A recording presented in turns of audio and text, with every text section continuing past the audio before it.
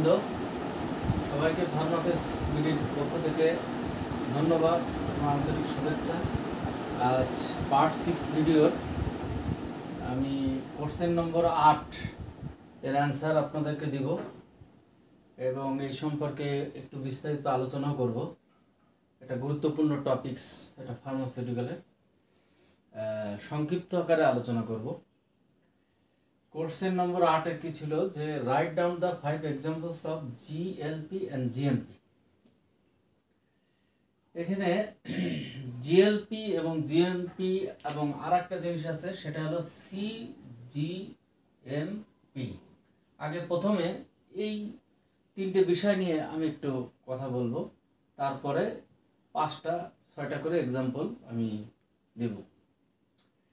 তাহলে জিএলপি জিনিসটা কি আগে প্রথমে সেটা জানতে হবে। জিএলপি কি জিনিস? জিএলপি এর ইলাবোরেশনটা হলো good laboratory practices that ensure the quality and integrity of non-clinical laboratory studies are appropriately designed, conducted and documented to generate reliable data for regulation submission. কথাগুলো খুব গুরুত্বপূর্ণ। প্রথমে জিএলপিটা হলো গুড ল্যাবরেটরি প্র্যাকটিস, তারপর সেটা কি করে ensure the quality and integrity. Quality মানে গুণগত মান, অ্যান্ড ইন্টিগ্রিটি মানে হলো সততা বা সত্যতা of non clinical laboratory studies. Non clinical laboratory studies মানে হলো মানুষ বাদে যে প্রাণীর উপরে যে স্টাডি করা হয় সেটা হলো নন ক্লিনিক্যাল স্টাডি বলে।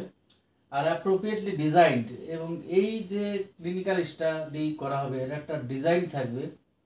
কন্ডাক্ট মানে এটা তো কন্ডাক্টেড করতে হবে, অ্যান্ড ডকুমেন্ট, এবং তার জন্য একটা ডকুমেন্টেশন থাকবে। তো এটা রিলায়েবল ডাটাও থাকবে তার সাথে। তাহলে কি থাকবে? অ্যাপ্রোপ্রিয়েটলি ডিজাইন থাকবে, কন্ডাক্টেড মানে এটা কাজ করতে হবে, অ্যান্ড ডকুমেন্টেড করতে হবে, ডকুমেন্টেশনের কাজ করতে হবে, টু জেনারেল রিলায়েবল ডাটা। যে ডাটা থাকবে সেগুলোকে সেই জন্য যেন রিলায়েবল ডাটা থাকে। আর কি জন্য? এটা রেগুলেশন সাবমিশন, বিভিন্ন রেগুলেশনের সাবমিশন করার জন্য এটা করা হয়। ঠিক আছে, তাহলে আমরা জিএলপি একটা গুরুত্বপূর্ণ জিনিস, এটা মূলত ল্যাবরেটরি সেফটির জন্য এটা আমরা মেনে থাকি। ঠিক আছে, এই সম্পর্কিত অনেক উদাহরণ আমি উদাহরণ দিব শেষে, এই ভিডিওর শেষে। তাহলে আমরা জিএলপি সম্পর্কে একটু আলোচনা করলাম। এবার আসি আমরা জিএমপি। জিএমপি কি জিনিস? জিএমপি আছে good manufacturing practices ensure the quality and integrity of pharmaceutical manufacturing process. এটা সিএলপি ছিল হলো laboratory integrity of ensure the quality and integrity of non clinical laboratory studies। আর এটা হলো যে আমাদের ফার্মাসিউটিক্যালে যে ধরনের ম্যানুফ্যাকচারিং প্রসেস হয় সেই প্রসেসের কোয়ালিটি এবং ইন্টিগ্রিটির উপরে এটা হলো জিএমপি। ইনশিওর দ্য নিশ্চিত করে quality and integrity of pharmaceutical manufacturing process. এই জিএমপি মূলত এটাকে বলা হচ্ছে বেসিক জিএমপি। হ্যাঁ, বেসিক জিএমপিটা কি জিনিস? ম্যানুফ্যাকচার আর টেক প্রোটেক্টিভ স্টেপস। যারা ওষুধ উৎপাদন করে তারা কি করে, এই একটা বেসিক জিএমপি থাকে, তার মাধ্যমে আর take protective step to guarantee their products are safe and effective. মানে এই বেসিক জিএমপির মাধ্যমে তারা যে ধরনের স্টেপ নেয় সেই স্টেপের মাধ্যমে কি প্রোডাক্টটা সেফ এবং ইফেক্টিভ মানে কার্যকারিতা গ্যারান্টি দেয় না। ঠিক আছে, সেটা বলছে হলো জিএমপিতে। আর US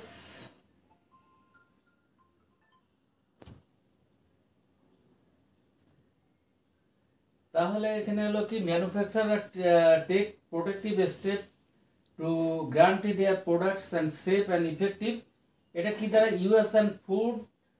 US food and drug administration under the authority of federal food and cosmetics acts, এদের আন্ডারে এই জিএমপির মাধ্যমে আমাদের কাজগুলো করে থাকি। ম্যানুফ্যাকচারিং প্রসেস সেটা রেগুলেট করে হলো authority of federal foods and cosmetics. এখন আমরা আসি হচ্ছে এখানে যে সিজিএমপি নিয়ে এবার বলবো। আগে জিএমপি বলছে, এখন সিজিএমপি কি জানেন? CGMP is the current good manufacturing practice and it describe continuous improvement produces of manufacturing product that we know the update guideline like FDA EU।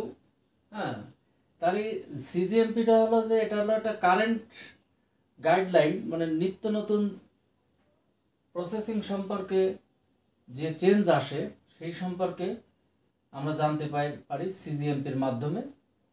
এবং এই ক্ষেত্রে যে জিনিসটা সেটা হলো যে প্রোডাক্টের হাই কোয়ালিটি প্রোডাক্ট তৈরির ক্ষেত্রে বিভিন্ন ধরনের গাইডলাইন থাকে, যেমন এফডিএ বলিছে ইউ, এই গাইডলাইনের মধ্যে কীভাবে সিস্টেমের আপডেট করা যায় সেই সম্পর্কে বলা থাকে। এটা কেন প্রয়োজন?